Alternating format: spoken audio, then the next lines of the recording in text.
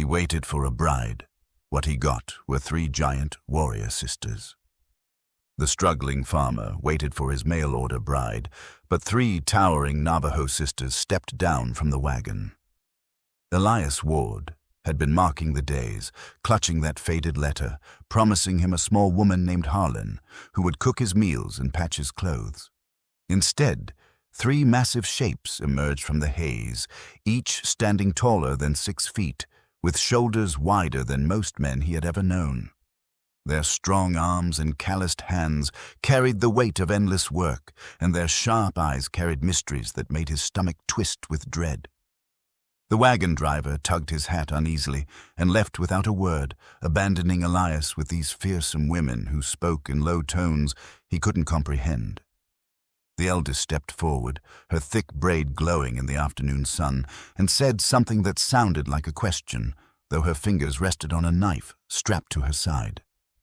Elias's throat tightened as he thought of his tiny cabin. His little savings and his gnawing loneliness had somehow drawn the attention of people he had never hoped to meet. What he didn't realize was that these women hadn't come in search of him at all, and the truth behind their arrival would overturn everything he thought he understood about his quiet, failing farm. Elias Ward stood stiff in his patched shirt, feeling smaller than ever in his 32 years. The 3 Navajo women loomed above him like ancient oaks, their large frames throwing long shadows across his dry yard. His hands shook as he gripped the letter that had promised him Harlan, a teacher from Illinois who needed a new life, and a husband able to offer one. The eldest woman drew closer, and Elias noticed strange scars carved across her arms, marks that told of battles he could hardly picture. Her voice was deep and steady when she finally spoke English. "You are the one who called us." Her accent was heavy, but her words were clear enough to send his pulse racing.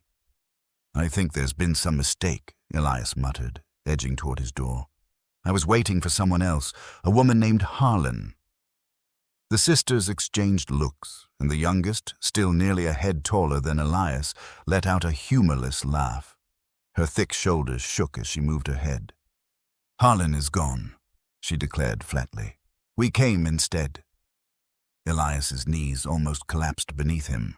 The letter crumpled in his wet palm as he tried to grasp what he'd just heard. These women had intercepted his letters, knew about his plan, and had journeyed here with false intent. His thoughts spiraled with dark outcomes. The middle sister, whose long braid was strung with tiny silver pieces that glimmered in the light, examined his broken cabin with sharp eyes. She pointed at the sagging roof and fallen fence posts. "This place is dying," she said. "Like you, I'm not dying," Elias insisted weakly, though he knew she wasn't wrong. His crops had failed 2 years running. His livestock had vanished or been stolen, and he hadn't seen a single soul in 3 weeks until now. The eldest walked past him into the yard, her heavy boots pressing deep into the hard earth. She pressed the porch rail with one massive hand and nodded when it held strong. "We need a place," she said without glancing at him. "You need hands. Perhaps we can trade." Elias longed to demand answers, how they knew Harlan, why they came, and what they wanted from him, but instead he watched in stunned quiet as the youngest began hauling heavy loads from the wagon, her movements brisk and precise. Yet as the sun slid lower, painting the yard gold, Elias noticed something that froze his blood. The wagon bore fresh scratches along its frame, and dark stains that resembled dried blood marked the wood where they had been seated. The sight made Elias's throat as dry as dust. He tried to believe it was nothing. Blood from animals, maybe a hurt horse, but the way the sisters moved with sharp purpose told him otherwise. They were fleeing something, and whatever it was had turned violent. "Whose blood is that?" he asked, barely whispering. The eldest, still studying the cabin's base, turned to him slowly.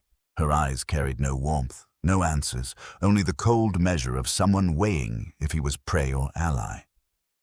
"Not yours," she finally said. Still, Elias felt a chill crawl down his back despite the hot air. The youngest had finished unloading and was now focused on his broken water pump, examining it like someone who knew machines. She grabbed the rusted handle with both hands and gave it a pull. The iron groaned loudly, but under her strength, water spilled for the first time in months. "How did you manage that?" Elias asked, moving nearer despite his fear. "I've been trying to fix that for weeks." The middle sister spoke without lifting her eyes from the hoof marks she was studying near his corral. "Men force what they don't understand," she muttered. "These are wolf prints, fresh ones. They've been circling your land." Elias had never noticed a sign of wolves. But truthfully, he had been so consumed by his own fight to survive that he had ignored everything else. The woman bent down, pressing her hand into a track, sizing it with her fingers. "Big pack," she added, "hungry enough to stalk houses." "They smell your weakness." The calm tone she used about predators stalking his homestead made Elias realize how isolated and defenseless he really was. These women, despite their dangerous and hidden history, seemed far better prepared for the frontier than he had ever been. The eldest returned to him, her footsteps heavy and certain. "We remain 3 days," she declared. "Repair what is broken. Then we go on." "Go where?" Elias asked, though some part of him dreaded the answer.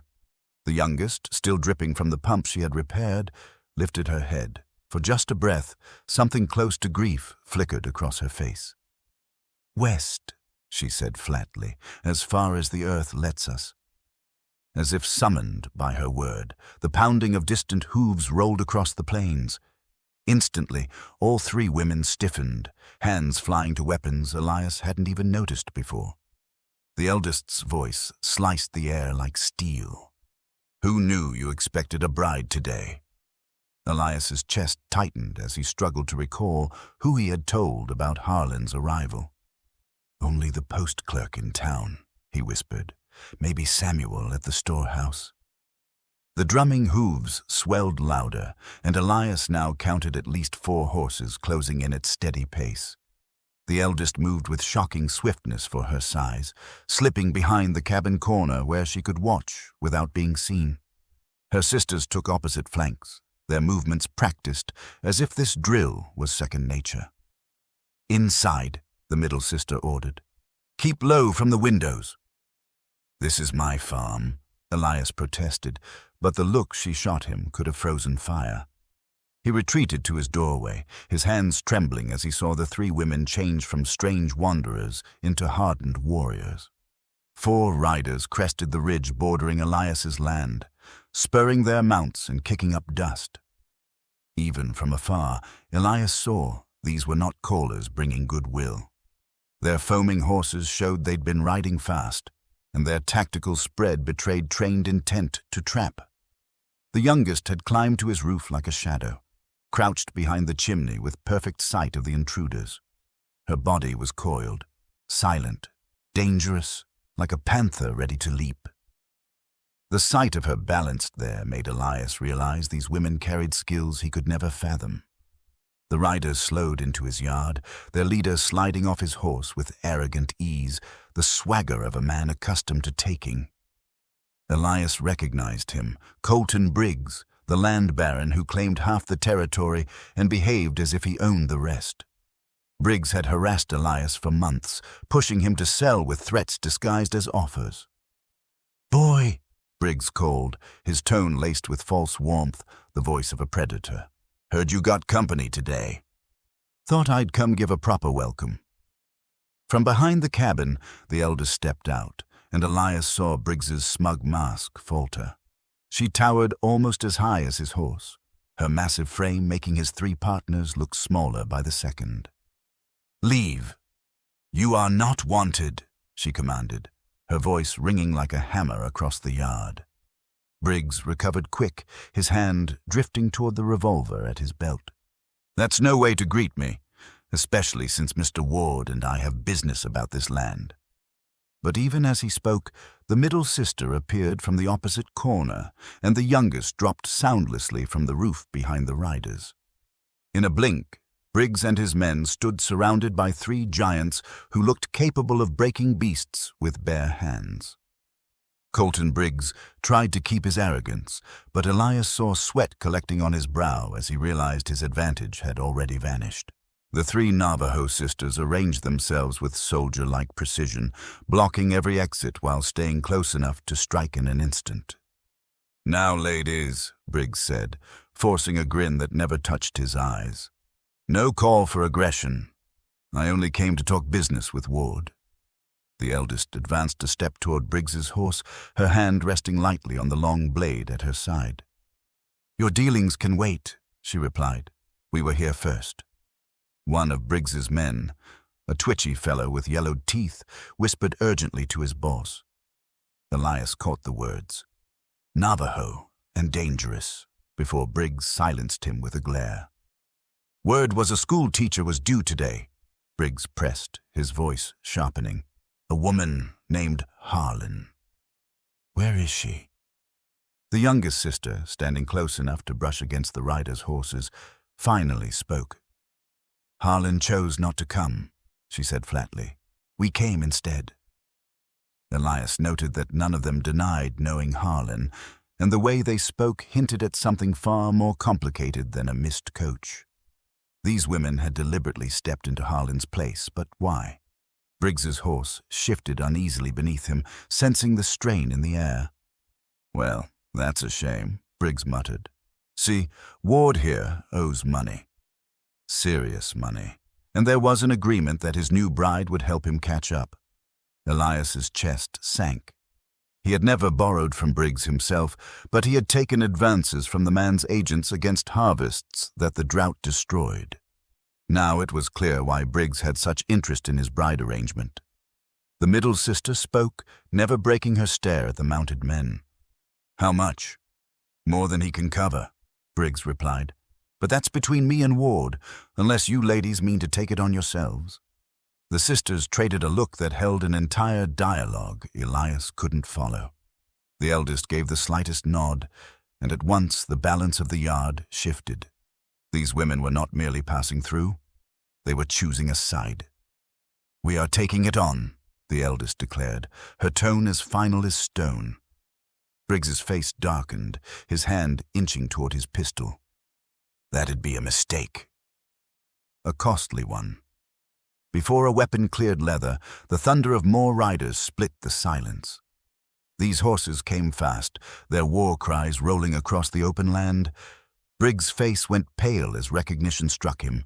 The cries grew sharper, and Elias felt the same dread that had haunted his dreams for months. Navajo warriors, at least a dozen, charging full speed toward his farm. Briggs and his men shared panicked stares, their earlier arrogance melting like frost. "This is your doing," Briggs accused, pointing at the sisters. "You brought them here." The eldest's laugh was colder than iron. "They are not after us," she said. "They are after you." Before Elias could press for meaning, the youngest barked a flurry of words in Navajo to her kin. The exchange was short, sharp, and when it ended, all 3 women moved with purpose. The middle sister seized Elias's arm in a grip of steel. "Inside," she ordered. "Stay down. Do not come out no matter what." "Wait," Elias protested. "What's happening?" "Who are those men?" The eldest turned back, and for the first time since her arrival, sorrow shadowed her dark eyes. "They are our brothers," she said, "and they have come to bring us home to die." Elias felt the color drain from his face. These women were not mere wanderers, fleeing strangers. They were exiles from their own, and now his land was part of their war. Briggs was shouting commands, trying to rally his hands into defense, but they were already retreating toward their horses. They had signed on to threaten a lonely farmer, not fight seasoned warriors head-on. "You cursed us all," Briggs snarled. "When those riders finish with you, they'll torch everything in sight." The youngest had vaulted back onto Elias's roof, moving with uncanny grace. From her vantage, she called down in English, 12 riders." All armed, They will reach us in under 5 minutes. The middle sister shoved Elias toward the cabin with such force that he nearly fell. "The woman you call Harlan," she said quickly, "was our cousin. She tried to save us. They murdered her for it." Elias's thoughts reeled as the truth crashed down. Harlan had not simply failed to arrive. She had been killed. She'd been slain for aiding these 3 women escape something so terrible that even their own kin wanted them destroyed. And now, those same pursuers were coming to finish what they had begun.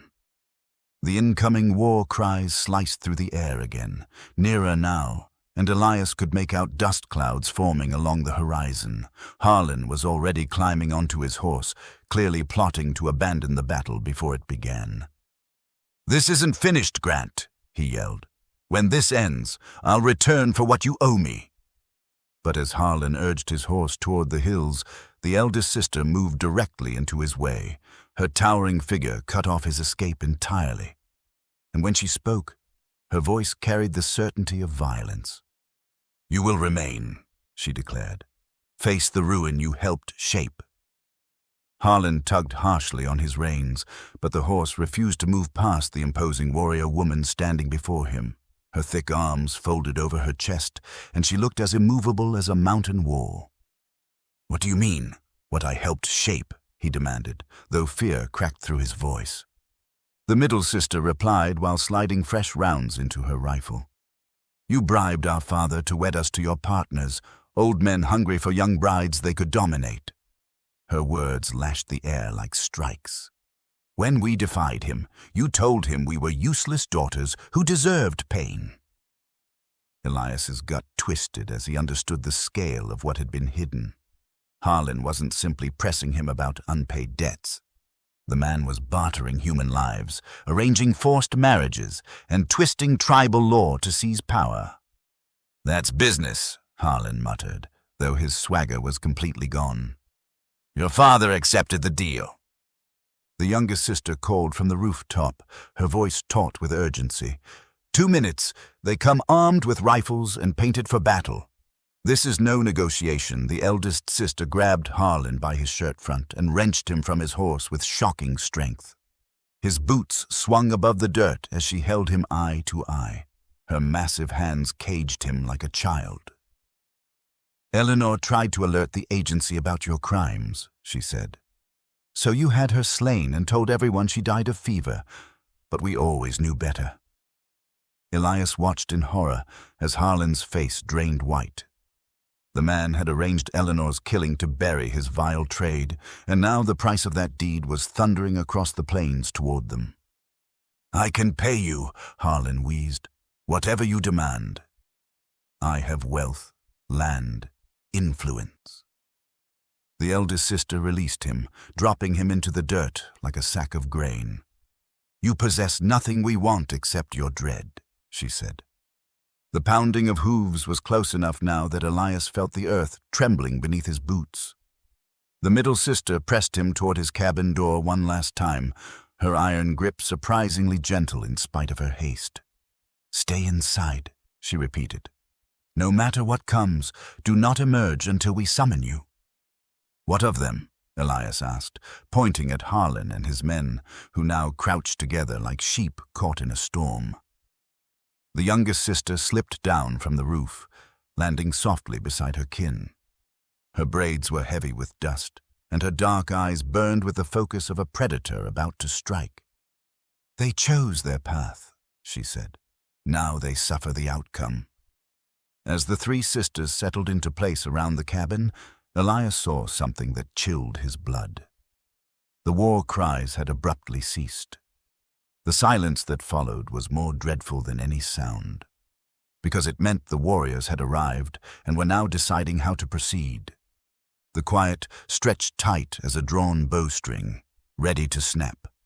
Elias pressed against the wall of his cabin, peering through a crack in the wooden planks.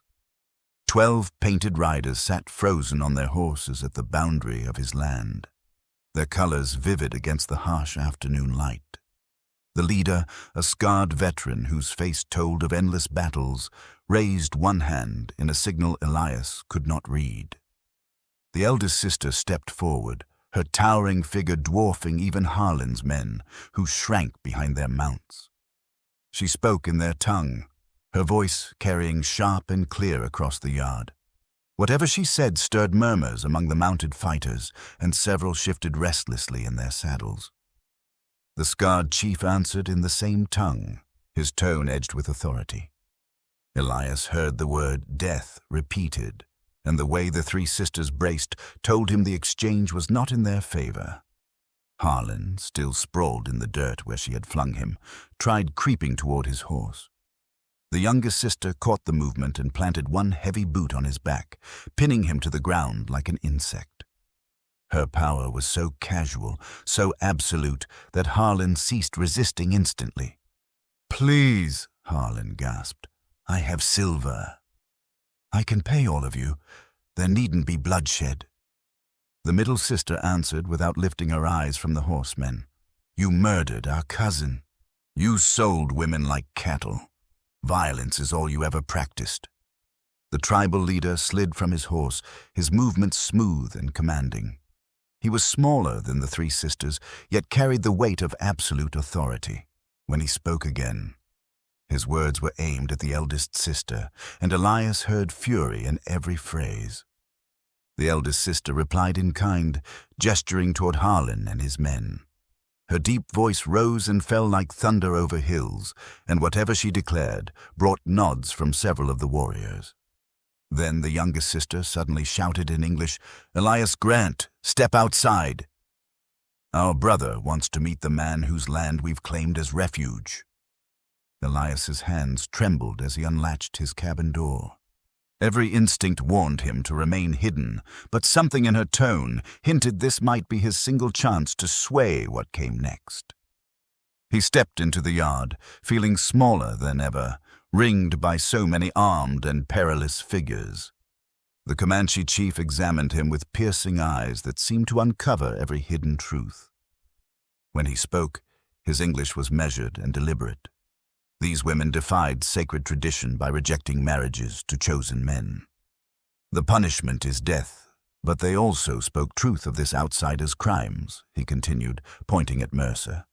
"The spirits require justice for both offenses." The eldest sister stepped nearer to her brother, her massive hands visible and empty. "Let us face judgment after his deeds are addressed," she said. "Harlan's blood cries for vengeance first." The Comanche leader weighed this, his scarred face unreadable. At last, he gave a single nod. "The white man's fate will be judged first, then family matters will be resolved." Mercer began screaming. The Comanche leader's justice was harsh and undeniable. Mercer and his men were stripped of weapons, horses, and boots. They would march back to town carrying a warning that human trafficking brought consequences no wealth could erase. Mercer's begging and threats were ignored as the warriors forced them away on foot. Their faces burned with humiliation and the certainty their enterprise was finished forever. With the danger removed, the scarred leader turned back toward his sisters. The three women stood united, their towering frames forming an unbreakable wall as they braced for judgment for breaking tribal law. "You refused your assigned husbands," the leader said in English, ensuring Elias could hear. "You brought shame to our name. You caused the death of our cousin Harlan." The eldest sister moved forward, her powerful voice steady. "We refused to be sold like cattle. We chose dignity over obedience. Harlan died because she helped us pick freedom over slavery." The Comanche leader studied his sisters a long while, then turned to Elias's homestead with calculating eyes. The broken fences, the failing crops, the heavy air of defeat when he'd first arrived. Then he saw the repaired water pump, the supplies unloaded, and the subtle changes already taking hold. "This land is dying," he observed, "like its owner was dying before you came." Elias finally found his voice. "They saved my life," he said, shocked by the strength in his tone. "Not just from Mercer, but from giving up entirely. I was ready to quit, to let it all collapse. They showed me what true strength looks like, The youngest sister regarded him with faint surprise, and Elias realized he had changed more in hours than in all the months alone. These women had given him something no purchased bride could. They had given him purpose. The Comanche leader reached his decision. "You will remain here," he told his sisters. "This land requires workers who know survival. This man needs teachers who know strength. Your exile is both punishment and freedom." The sisters exchanged glances, relief replacing the fear that had guided every step since arriving. They would never return to their kin, but they had found something else here, something that might grow into its own family. "The debt you spoke of," the eldest sister told Elias as the Comanche prepared to leave. "We will help you repay through honest labor. This land has strong bones. It only needs people who know how to mend what's broken." 6 months later, Elias's ranch was thriving. The 3 Comanche sisters taught him irrigation methods that kept his crops alive even in drought. Their knowledge of the earth, joined with his willingness to learn, transformed the failing homestead into one of the territory's most productive. Elias had found the partnership he had long sought, though in a form he never imagined. And sometimes, when he watched the 3 towering women working with practiced skill, he knew Harlan's death had created something she would approve of: justice, freedom, and a family chosen by loyalty rather than law or blood. If you enjoyed this tale, click the video on your screen now to watch another unforgettable story where fate and courage unite in unexpected ways. Don't forget to subscribe and consider a super chat to help us keep sharing more stories like this. Your support means the world to us.